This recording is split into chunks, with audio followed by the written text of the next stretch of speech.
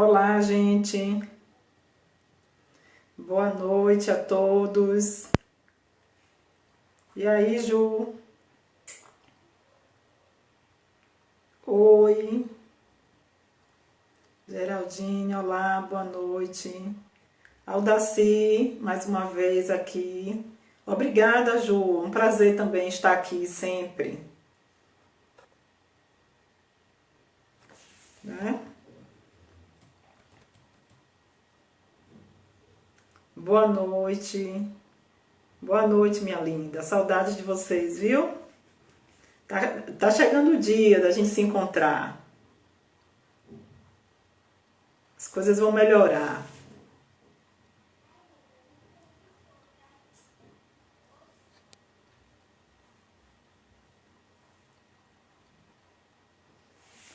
A gente vai. Amém. Olá, cerqueira, meu amor. Um abraço bem apertado. Milena também entrando. Olá. É bom estar aqui. Josi. Cidinha. Um cheiro para você, meu amor.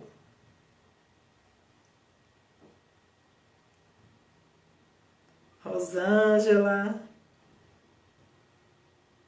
Vera.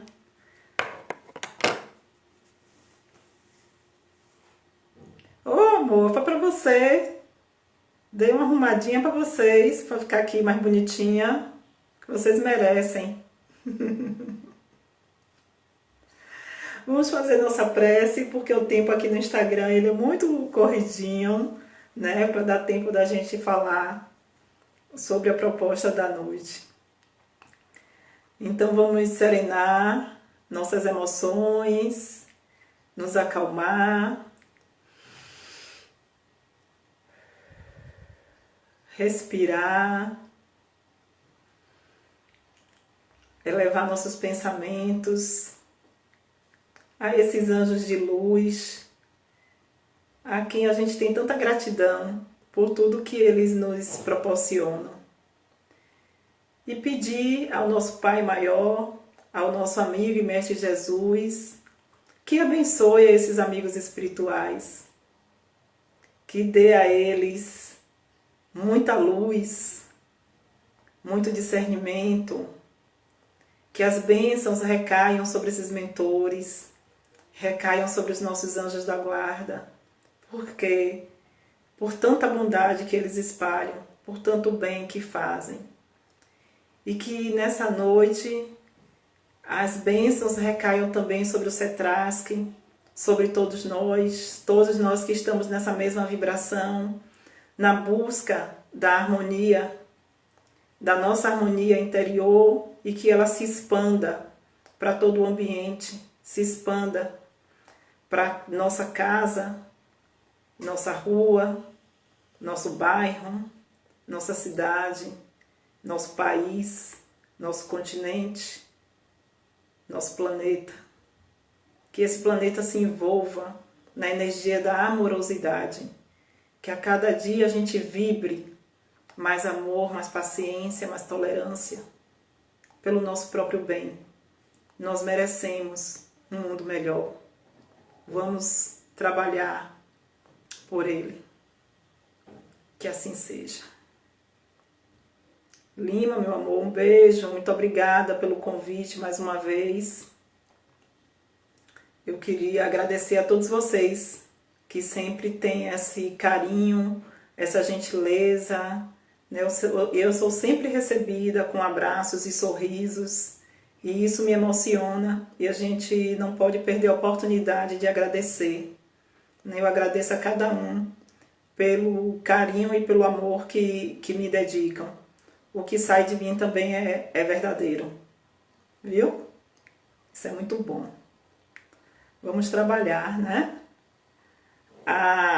O tema da noite foi a cólera, simples assim, cólera. E obrigada, Ju. Nós começamos, né, esse trabalho de espalhar luz. Vamos fazer isso sim, mais vezes, sempre, um pouquinho a cada dia. Obrigada, Nil. Então, falar sobre a cólera. Por que é que esse sentimento ainda é tão comum em nós? Em alguns ele se expressa de maneira mais evidente, em outras pessoas se expressa de maneira mais sutil, mas de vez em quando, e em outros quase sempre, nós estamos experimentando esse sentimento de raiva. E por que que a gente sente raiva? O que é que dispara esse sentimento em nós? Muitas coisinhas despertam esse sentimento. Um deles é quando as pessoas discordam dos nossos pensamentos e de nossas ideias. A gente ainda vive em um mundo muito polarizado, onde a gente ainda entende que nos amar, quando alguém diz que nos ama, é porque concorda com a gente. Da onde nós tiramos essa ideia, né?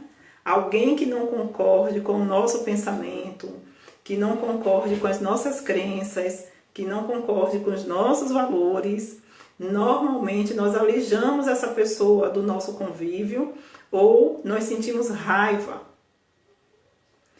E muitas vezes a pessoa tem alguém que a gente admira que em um determinado momento disse: eu discordo de você.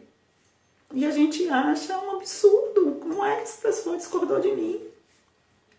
A gente se dá em muita alta conta, né? E isso está permeado no nosso dia a dia, em vários momentos, né? Quando a gente está defendendo muito uma ideia e alguém diz assim: não, mas eu acho que o outro tá com razão. Aí a gente explode, né? Porque alguém que nos ama parece que não pode discordar da gente, e o outro que não concorda jamais mesmo, que a gente já entende como sendo o contrário, esse a gente já sente raiva constantemente. A gente tira do nosso ciclo, né? Às vezes nós estamos em determinados lugares em que no trabalho, numa festa, vai organizar uma festa, e a pessoa colocou a gente numa posição que não era que eu entendia que eu merecia. Eu tinha mais para oferecer. Por que que alguém nunca me convidou para fazer parte daquilo ali? Por que fizeram aquela festa e não me chamaram? Eles estão pensando o quê? Que eu não sirvo para eles? Eu não sirvo para estar ali? E aí a gente desenvolve a raiva. A gente tem esse sentimento de inferioridade e em complemento a ele, a gente sente a raiva. O outro nos colocou numa posição inferior ao que nós entendíamos que merecíamos. E pode ser até que merecemos, mas o outro entendeu diferente. E então eu passo a ter raiva disso. Quando os nossos desejos não são atendidos. Porque quando a gente quer as coisas na hora que a gente quer, da forma que a gente quer, né? Então, se eu peço alguma coisa e alguém me diz: não, eu vou fazer depois, não posso fazer agora. Não, olha, fulano, vai acontecer isso, você precisa ir em tal lugar, mas eu não vou agora não, eu só vou depois. Isso é inadmissível para algumas pessoas, porque o meu desejo tem que ser realizado na hora. Aquela pessoa que eu tanto amo, que eu tanto quero, que eu tanto sonhei, não me quer. E então, como pode ser isso? Eu desenvolvo sentimento de raiva, de ódio por essa pessoa. Por quê? A minha vontade, o meu desejo, não houve reciprocidade a ele. Como se fosse obrigatório eu amar alguém e esse alguém tem que me amar na mesma medida, na mesma proporção. De onde tiramos essa ideia?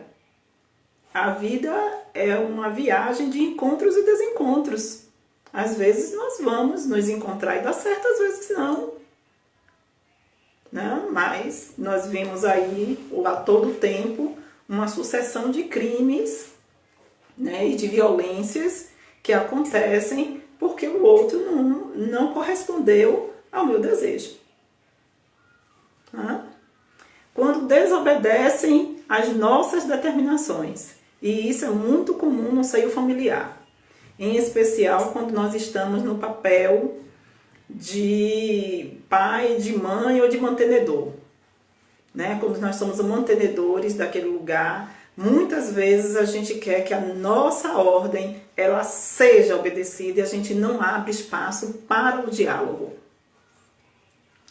E toda vez que a gente não abre o espaço para diálogo, onde eu só determino, tende a ter relações conflituosas naquele espaço. Porque o outro também não vai aceitar isso por muito tempo. Né? Alguém que só determina. Enquanto criança, e que a gente tem, né, a gente está no processo de condução, que a gente leva, que a gente traz e tal, né, nós vamos nos acostumando com esse papel. Mas quando os nossos filhos vão crescendo e que eles passam a nos questionar, nós não aceitamos isso muito bem, porque eu sou a mãe, porque eu sou o pai, porque quem manda aqui sou eu. E essa relação tende a ser uma relação conflituosa, porque à medida que essa pessoa vai ganhando maturidade e discernimento, ela vai querer também colocar a opinião dela. Mas eu fico com raiva, sobe, me desobedeceu, eu vou arrumar uma coisa na sua cara. Né? Porque como é que filho pode desobedecer mãe? Às vezes não vai desobedecer.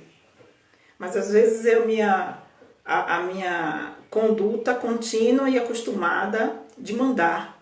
E isso acontece no seio familiar, mas isso também acontece no ambiente de trabalho. Isso também acontece no ambiente religioso, onde quem está acostumado a estar na liderança, né, entende que os outros têm que obedecer.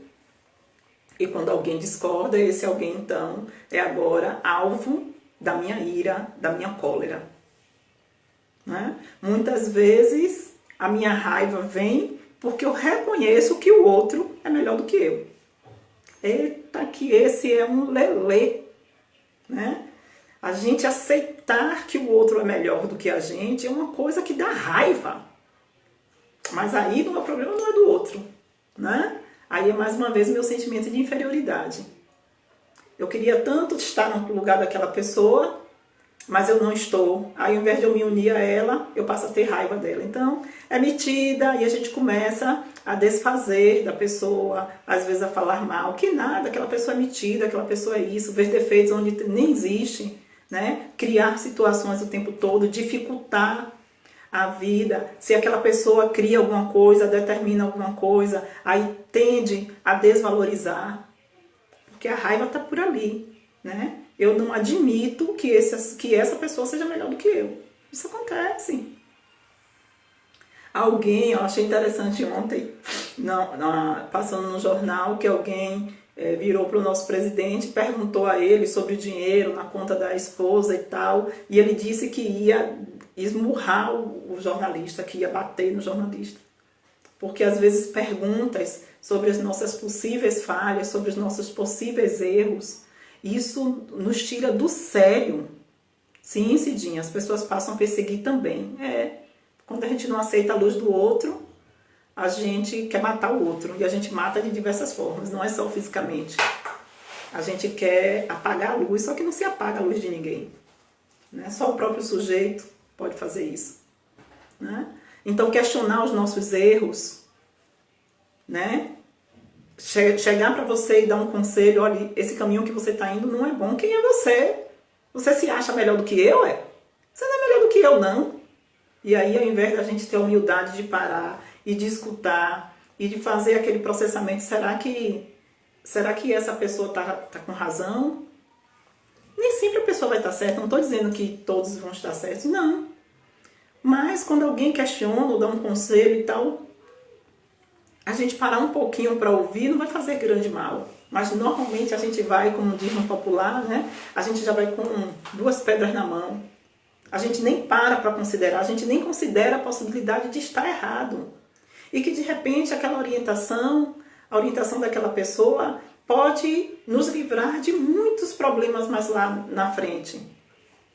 Mas o que está na base de todo esse repertório não é o orgulho. O próprio Evangelho traz isso. Mas tem outras coisas que também estão ali misturadas. Esse sentimento de inferioridade também está aí presente. E a gente precisa trabalhar isso, né? O sentimento de desprezo. Se sentir desprezado é algo muito complexo. Sentir que a família não me aceita, sentir que a pessoa que eu tanto quero não me aceita, sentir que não sou aceito no ambiente de trabalho, que as pessoas me excluem, né? É um sentimento devastador e ele fomenta a raiva, ele fomenta a cólera. Se a gente não cuidar, ele vai, o ego inflado. O ego, ele tem, eu falei disso no outro nosso encontro, né? Quando a gente conversou aqui sobre Joana de Ângeles e os mecanismos de defesa. O ego é um sujeito que protege, mas ele é muito perigoso, né? Porque eles criam os mecanismos que escondem a nossa própria personalidade, esconde o que é de fato a verdade. Ele simula, normalmente ele joga para o outro o que é meu. Né? Ele não deixa que eu veja com clareza o que que sentimentos são esses que estão dentro de mim, que estão me impulsionando a condutas equivocadas. É isso que a gente não percebe. Né? Então a gente tem que, quando você traz isso, Cidinha, do ego inflado, é isso mesmo. Ele infla, ele cresce e ele abafa. Ele abafa, ele não nos deixa perceber com clareza. Ele não dá nem tempo, porque normalmente a gente reage. O que acontece? A gente não sabe lidar com a frustração e normalmente a gente entra no descontrole. O que acontece com esses sentimentos? Né? A raiva, ele é um sentimento muito primário. É um sentimento muito primário. Ele é processado rapidamente. É igual a fome, né? Na hora que a gente sente, se a gente não tiver num processo de observação, ele consome, ele é muito rápido. Quando você pensa, você já agiu. Ele gera comportamentos muito disfuncionais, né? Condutas desastrosas. Porque aquela emoção, quem já sentiu raiva, e creio que todo mundo aí já deve ter sentido, a raiva é como se ela viesse desse chakra mesmo, né? Do genésico, e vai tomando conta aqui do estomacal, e aquilo vai crescendo, passa pelo cardíaco, o coração dispara, né? O coração dispara, pronto, ó, chega no laríngeo, vai, quando pensa que não, a gente explodiu. Mas é tudo em milissegundos, né? Explodiu. E quando explode, que condutas são essas que nós estamos falando? Aí a gente fala. A gente fala o que não deve. Né? A gente xinga, bate, agride. No final das contas, se a gente resumir todos os nossos comportamentos após a raiva, ele é sempre um comportamento de agressividade. Nós vamos estar sempre agredindo o outro. E agressão é violência. Nós nos violentamos, porque a raiva, aliás, qualquer sentimento, ele passa primeiro por mim, ele deixa as marcas primeiro em mim. Porque tem gente que entra num estado de raiva, de cólera tão intenso que morre, desencarna. Né? Deus desencarna. Tem gente que tem um AVC, né? É aquele nível de estresse tão alto, tão alto, tão alto, que explode, né? Nas 100 ipsilíteres. com o que se está falando. E aí primeiro a gente se agride e depois a gente agride o outro. Então você passa numa lanchonete e pede, moço, o senhor me dá um refrigerante? Ah, peraí. A pessoa vai lá, demora uma vida. Quando volta, moço, o refrigerante está quente. Que nada. O senhor não está querendo me vender. Está pensando o quê? Que eu não posso pagar, não, é? Mas você podia ter... Calma, para que isso? Para que essa resposta? Não é? Às vezes você vai... Chegou num ponto correndo, esbaforida, perdeu o ônibus, o motorista, sei lá, não parou, não quis parar, não sei. A gente faz logo a tradução de que ele não quis parar. E aí a gente explode de raiva, a gente bate, mete o pé, xinga até a sétima geração do motorista. A gente está agredindo e a gente não entende que todo esse conjunto aí, essas energias, elas estão nos circundando. Nós estamos nos alimentando disso. E não entende por que as coisas se desorganizam. E aí a gente, quando vai para o Evangelho, né, o capítulo que está, esse tema de hoje é o capítulo 9, bem-aventurados aqueles que são brandos e pacíficos.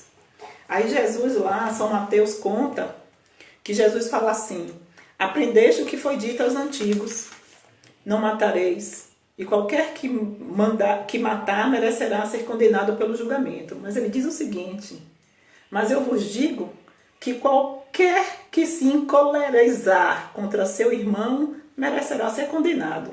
Aquele que disser a seu irmão raca merecerá ser condenado. E aquele que lhe disser sois loucos merecerá ser condenado. O que Jesus está dizendo aí, minha gente? Jesus, a cada vez que a gente lê, a cada vez que a gente vai tendo contato com Jesus, mais a gente ama esse sujeito. Porque o homem é o cara mesmo. Ele está falando das violências. Porque quando o próprio Evangelho diz que raca era uma forma de você desprezar uma pessoa virando a cara com nojo e cuspindo. Né? Isso é uma agressão. Na hora que você está chamando alguém de louco, você é um maluco. Isso é uma agressão. Né? Não é? E ele está dizendo que não é só quando você mata. É quando você faz cada uma dessas coisas, você está agredindo o outro. Agressão é violência. E quando eu ajo com violência, eu me distancio da lei que me faz com que eu entre num processo de harmonia, que é a lei de amor e de caridade. Jesus coloca essa lei, né, a lei de justiça, de amor e de caridade, como a lei essencial para atingirmos o estado de felicidade. Enquanto a gente não entender essa lei, a gente não atinge esse estado de felicidade. Porque a pedagogia de Jesus não é uma pedagogia punitiva. Quem pensa assim está lendo Jesus de forma totalmente equivocada. A pedagogia de Jesus é uma pedagogia de libertação. É uma pedagogia de felicidade. Né? De esclarecimento para a iluminação. O que Jesus quer é que a gente consiga entender o nosso potencial enquanto filhos de Deus e que a gente assuma esse papel de filhos de Deus. É isso que a gente não entende. A gente fica parecendo o filho pródigo e fica comendo por aí, né, comidas de porcos. A gente fica de pasto em pasto, sofrendo. Nós não temos mais necessidade de sofrer. Há 2000 anos nós não temos mais necessidade de sofrer. Mas a gente sofre.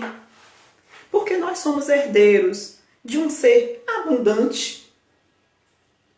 Tudo que Deus cria é de muita abundância, de tudo. Se a gente parar para observar a natureza, é muita abundância em tudo. Nós somos herdeiros deste ser. Nós descendemos dele. Nós nascemos para a abundância, em todos os sentidos. Nós nascemos para criar. A criatividade divina existe em nós. Nós nascemos para iluminar, porque somos descendentes da luz. Essa é a nossa essência. É isso que nós viemos fazer aqui, construir, criar, melhorar, apaziguar. Enquanto a gente não entende isso, a gente fica brigando pelas migalhas. As migalhas que a gente luta pelas migalhas. Porque essa luta para ter razão, essa luta para ser detentor da verdade, é uma luta pela migalha. Para que isso? E aí a gente continua tendo comportamentos e condutas que não nos direcionam para este caminho de herdeiros divinos e passamos de encarnação em encarnação batendo cabeça, ao invés de estarmos neste momento desfrutando da abundância que nós somos herdeiros, nós continuamos brigando pelas migalhas. Então a proposta de Jesus, quando ele diz você vai entrar no julgamento enquanto você continuar com esse sentimento de cólera, de raiva, porque isso não é condizente com o seu pai, isso não é do herdeiro do divino, não é. Você precisa se desvencilhar disso. Como é que a gente vai fazer isso? Como é que a gente vai se desvencilhar? Como é que a gente vai sair e começar a adentrar e a nos tornarmos, a nos fazermos merecedores dessa herança? Quando a gente começar a entender definitivamente que precisamos nos educar. A gente leva muito tempo da vida se preocupando em educar o outro. Não aceitamos e não colocamos as regras nem para nós próprios. Entendemos as regras, entendemos os conceitos, entendemos a teoria, lemos o Evangelho de ponta a ponta, mas nós não aplicamos para nós. Nós estamos sempre querendo ensinar o Evangelho. Ensinar o quê, minha gente? Pelo amor de Deus. Nós estamos em conjunto, aprendendo juntos. O que é que eu estou fazendo aqui? Eu estou trazendo uma discussão, uma reflexão. Sou aprendiz. Não sou professora, sou aprendiz. Para que através dessa reflexão, através dessa troca, a gente comece a perceber detalhes que de repente nós não estamos percebendo. Para evitar que a gente entre nesse jogo pelas migalhas. A gente tem que abrir mão disso. Chega de lutar por migalha. Chega de lutar pelo que é pequeno. E a gente só vai deixar de lutar pelo que é pequeno no dia que a gente entender que nós precisamos nos educar. Existem duas funções muito importantes do ponto de vista neuropsicológico. Uma se chama controle inibitório e a outra se chama resistência à frustração. Dizem os estudiosos que quem consegue trabalhar essas duas funções tem muita chance de ser uma pessoa feliz.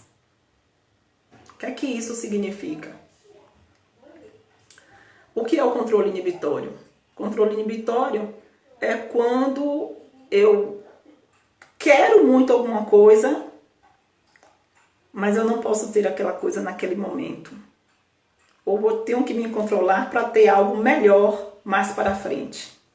Vou dar um exemplo. Suponha que você adore chocolate. Ame chocolate. E eu cheguei agora com uma barra de chocolate para lhe dar. Daquela marca que você gosta. Aí eu pego o chocolate e vou lhe dar. Mas eu viro para você e digo assim, olha, se você esperar 2 horas, eu lhe darei 2 barras dessas de chocolate. E além de ganhar essa, vai ganhar mais outra. O que é que acontece aí nesse momento? Muitas pessoas não vão conseguir resistir. Aí vão dizer assim, aqui nada. Eu prefiro um pássaro na mão do que 2 voando. Esse ditado tem lugar, hora, para ser aplicado. Né? Às vezes é melhor esperar um pouco. Controlar o desejo. Controlar o ímpeto para ter algo melhor. É preciso entender que às vezes aquele ônibus que eu perdi pode ter sido uma salvaguarda para mim. Pode ter sido uma proteção. Eu preciso começar a interpretar as coisas por outros prismas. Que se controlar diante de um desejo pode me trazer benefícios, ou controlar meus impulsos pode evitar uma centena de problemas. Eu já sei que a bebida me faz mal, mas eu vou beber só um copinho, não beba não. Se lhe faz mal, não beba nenhum. Porque o prejuízo que esse copinho pode lhe trazer é maior do que se você não beber ele. Você tem que controlar a sua vontade. Eu tenho que controlar. Eu acabei um relacionamento com uma pessoa que não está me fazendo bem, mas eu estou sentindo tanta saudade, eu vou ligar, não ligue não. Porque você vai perder mais um pouco de sua dignidade. Você não precisa disso. Não ligue não. Resista. Ligue para uma amiga. Vá tomar banho. Vá arrumar gaveta. Vá fazer uma comida. Vá para o mercado. Faça qualquer coisa, mas não ligue não. Pela sua própria dignidade. Você não merece, você não precisa. Você é herdeiro da abundância. Você não precisa das migalhas. Se alguém não é pleno, não é completo para você, não lhe merece. E ponto. Né? Se a pessoa está lhe maltratando, seja em que ambiente for, saia perto dela. Mas eu gosto, mas não está lhe fazendo bem. Vai embora. Tenha dignidade. Lembre de que você é herdeiro da abundância. Você não merece pouco. Se alguém está lhe destinando pouco, desista, o pouco não é para você. Porque o pouco não é para nenhum de nós. Patrícia, não é fácil. Quem disse que é fácil? É preciso. É por isso que se chama controle inibitório. Eu vou inibir aquele ímpeto, aquela vontade, aquilo que eu quero, mas que não me faz bem. Ou que eu posso ter algo melhor mais na frente. Vou trabalhar para esperar um pouquinho mais. Vou esperar um pouquinho mais para ter algo melhor lá na frente. Pronto. É isso. Uma das coisas muito difíceis da gente lidar na vida é com a frustração. Porque a frustração, ela vai direto nos nossos desejos. Frustrar-se é não ter o desejo realizado. E não ter o desejo realizado desperta em nós uma série de sentimentos nada produtivos. Né? Então, a gente não consegue lidar com a frustração. Tem gente que comete suicídio porque não sabe lidar com perdas. Não sabe lidar com a negação. Não sabe lidar com o não. E o não é tão educativo. O não pode ser a melhor coisa que vai acontecer em nossas vidas. Mas aquele emprego que eu sonhei tanto, você não sabe o que você encontraria ali. Você pode batalhar por outro. Né? O casamento que eu lutei tanto, eu queria tanto, a minha família, porque é bom, mas não tá sendo mais. Encoraje-se. Vamos lá. Acredite no poder da vida. Lembre, nós somos herdeiros da abundância. Acredite no poder da vida. A vida vai trazer algo de muito melhor. Ou precisa de outra pessoa para ser pleno? A outra pessoa é companhia, não é plenitude. Pleno? Só eu comigo e você com você. Nós precisamos aprender a viver conosco. A nossa companhia, o nosso bem-estar tem que ser a nossa o nosso primeiro desejo, estar bem comigo. O outro vai estar comigo durante um período. Pode ser 1 ano, 2 anos, pode ser até 30 anos. Mas em algum momento a separação vai acontecer, por uma razão ou outra, porque nós não nascemos. Nós não somos grudados. Nós somos companheiros de jornada. E a gente precisa entender isso. Né? Então, aprender a lidar com frustração é uma necessidade. Como é que a gente vai aprender a lidar com frustração e a controlar os nossos ímpetos? Se permitindo viver as coisas de forma homeopática. né? As pequenas frustrações do dia a dia, elas já são um treino para uma frustração de maior monta, né? Tá fazendo uma comida gostosa e o gás acabou. Poxa! Ter que ligar, vou ter que pedir, vou ter que esperar, talvez não dê mais tempo. Usa a criatividade, dá uma outra solução, ou espera. Né? As pequenas frustrações diárias, elas são treinos, elas nos ajudam nesse processo de fortalecimento. Porque quem lida com a frustração, sabe passar por ela, fortalece-se do ponto de vista psicológico e fortalece-se do ponto de vista espiritual. Um bebezinho, quando está começando a andar, sempre dou esse exemplo, aí quer subir no sofá. Aí o pai e a mãe estão ali por perto, né? E aí ela vai tentar, o sofá para ela é alto ainda. Aí ela vai se aventurar, ela tenta uma vez, cai de bumbum no chão. Ela tenta outra vez, ela torna a cair de bumbum no chão. Os pais ansiosos que não entendem que essas pequenas quedas vão fortalecê-la, vai pegar ela e botar logo em cima do sofá e vai achar que está fazendo um grande bem. Faz isso não. Porque quando essa criança, ela tentar uma vez, cair, tentar duas, cair, tentar três, cair, quando na quarta vez ela subir no sofá, por ela própria, e ela sentar no sofá, ela vai olhar para você com um sorriso daqui até aqui.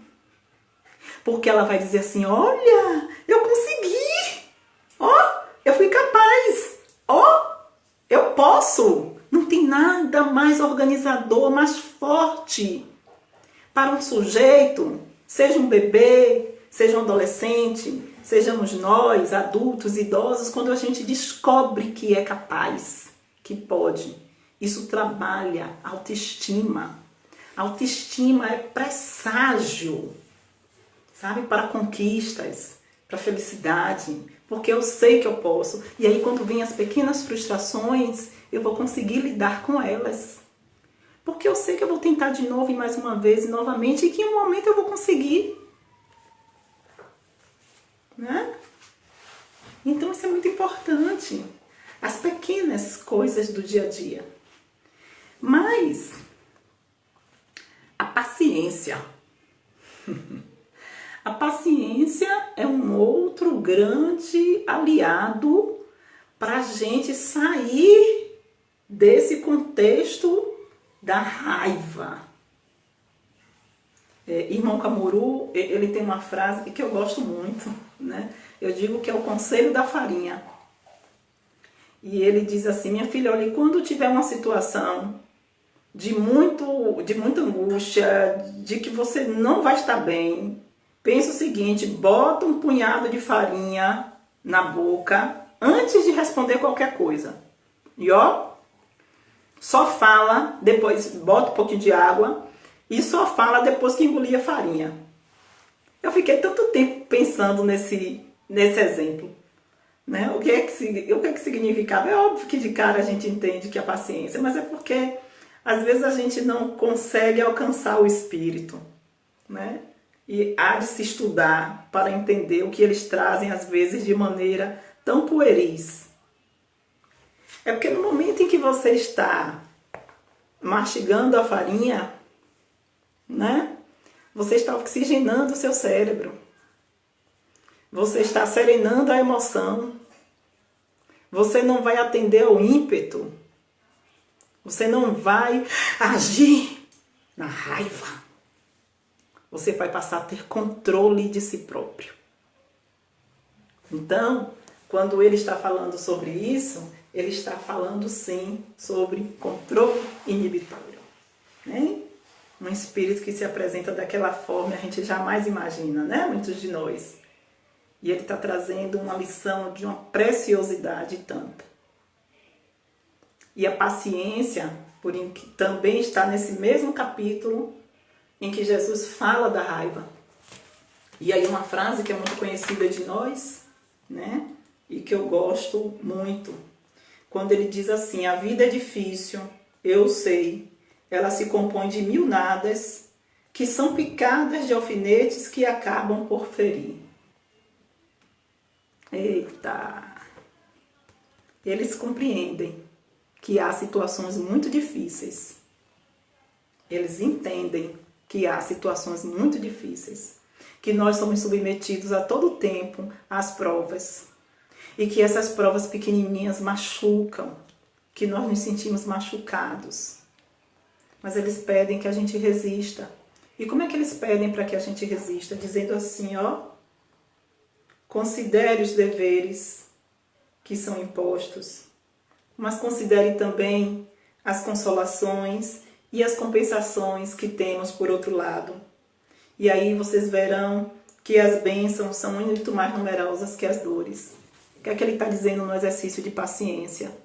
Tudo bem, tem isso aí que está lhe machucando, que não está lhe fazendo bem, mas olhe para o lado, olhe para trás, olhe quanta proteção você já teve, quanta coisa boa neste exato momento está acontecendo na nossa vida. A pandemia é terrível, mas eu duvido que não tenha tido algo de bom. Algo de bom aconteceu. O nível de autorreflexão, o recolhimento para quem está com as consciências prontas a serem libertas, ele é simplesmente o disparador. Então, para quem já estava pronto, eclodiu. Porque faltava, a gente estava muito na agonia, no sobe-sobe, no corre-corre. E de repente esse momento, que eu chamo, né, de momento desértico, nos fez parar. E a gente tomou tantas decisões, e a gente organizou muitas coisas, e quantas atitudes nós tivemos, e quanto repensar nós tivemos. Então, será que foi tudo tão ruim? Depende. Depende de cada um. Então, minha gente, nesse movimento da cólera, para a gente buscar evitar de uma forma mais prática, vamos fazer algumas coisas. Primeiro, vamos evitar pessoas tóxicas. A gente parar de se acostumar com essas pessoas, que tem pessoas que nos colocam para baixo, que tem pessoas que estão querendo toda hora despertar esses sentimentos vis na gente e que ficam provocando, que toda hora passando uma verdade que não tem necessidade de toda hora estar passando, né? Pra gente, a gente não precisa estar exposto também assim a todo tempo. Pessoas que estão sempre cobrando, pessoas que estão manipulando. Fiquem atentos, vamos ficar atentos aos manipuladores. Eles são muito sutis. E eles têm poder de desenvolver esse sentimento de raiva. Dá tchau. Toma coragem. E dá tchau. Essas pessoas não estão nos fazendo bem. Seja pai, seja mãe, seja irmão, seja não sei o que. Tem que dar um tempo. A gente tem que encontrar uma forma de impor o distanciamento emocional. Porque às vezes eu não posso e não devo, né, o distanciamento físico, mas nós podemos criar um distanciamento emocional não deixando que essa pessoa não nos atinja. E muitas vezes a forma de não deixar essa pessoa nos atingir é tornar as coisas claras. É dada evolutiva. É dizer, eu não estou gostando, não faça mais isso comigo. Não tenha mais essa atitude porque eu não vou aceitar mais. A gente precisa se posicionar com essas pessoas. Precisa se posicionar. Porque se a gente não se posiciona, elas crescem. E elas crescem e vão estar desenvolvendo este sentimento em nós. Né? Agora, gente, por outro lado, a gente precisa exercitar humildade e aceitar que existem pessoas de sucesso. E que existem pessoas que são melhores do que nós. E não tem nada de errado nisso.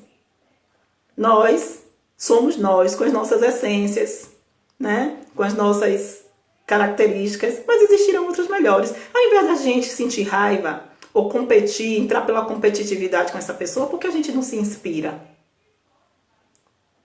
Né? E com isso, nós vamos adentrando esse universo de paz. É parar de brigar com o outro. Quanto aos invejosos, que alguém falou aí mais cedo, o problema dos invejosos é deles. Nós não temos que tentar explicá-los. Nós não temos que tentar convencê-los de que estão errados. Nós não temos que pedir autorização deles para fazermos o que a gente acha que é certo, porque deixar nossa luz brilhar. Não. Quem tem inveja que se resolva com sua inveja. Eu não posso perder tempo tentando convencer o outro. Isso é perda de tempo, esqueça isso. Foque esse tempo, vamos focar esse tempo na nossa autoeducação, no nosso autoaprimoramento, na nossa autoiluminação. Porque esse tempo do outro não dá. Não dá.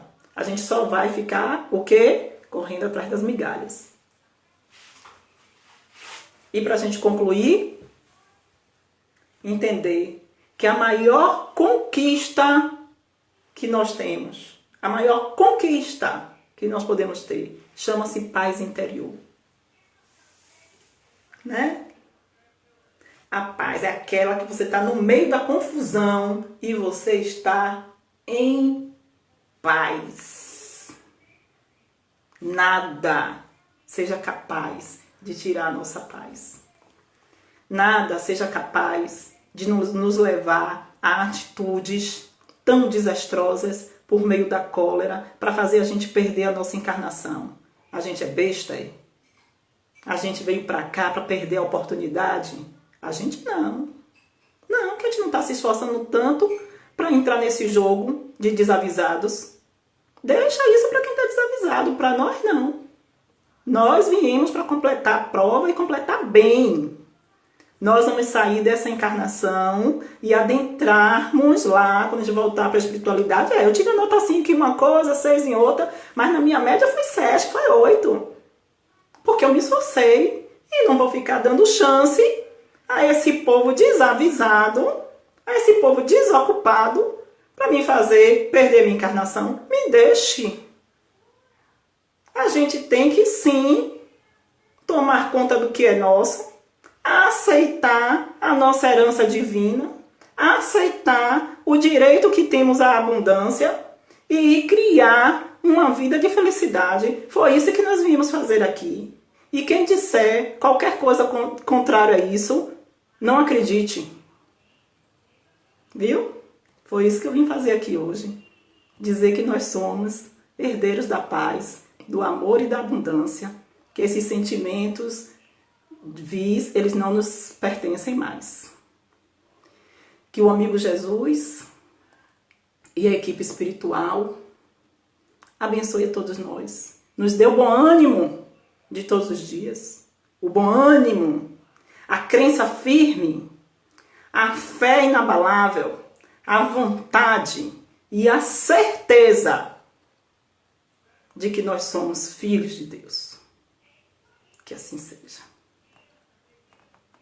Um beijo, meus amores. Um grande beijo em todos vocês. Acho que o nosso próximo encontro talvez seja ao vivo, né? Obrigada por tudo, pelo carinho e pelo acolhimento. A todos vocês, tá bom? Beijos. Até a próxima. Vou ficar aqui vendo um pouquinho as mensagens de vocês.